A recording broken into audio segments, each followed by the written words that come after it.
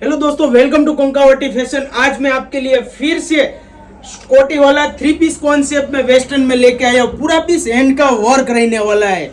Blouse में, कोटी में और चनिया में भी हैंडवर्क का वर्क मिलने वाला है। पहले देख लीजिए चनिया का वर्क, एकदम बढ़िया वर्क, मोती का हैंडवर्क रहने वाला है। फुल हेवी कलेक्शन और ब्लाउज में भी हैंडवर्क का वर्क मिलने वाला है। देख सकते हो वर्क का फिनिशिंग नेक्स्ट लेवल का वर्क और श्रग रहने वाला है कोटी टाइप में। देख सकते हो पूरा कलेक्शन एकदम बढ़िया रहने वाला है फुल फ्लेयर के साथ। और आपको इसमें साइज भी मिलने वाली है, ML XL साइज मिलने वाली है। जिसको भी ये डिजाइन पसंद आई और ऑर्डर करना है तो झड़प से स्क्रीनशॉट लेके भेज दीजिए हमारे दिए गए व्हाट्सएप नंबर पे।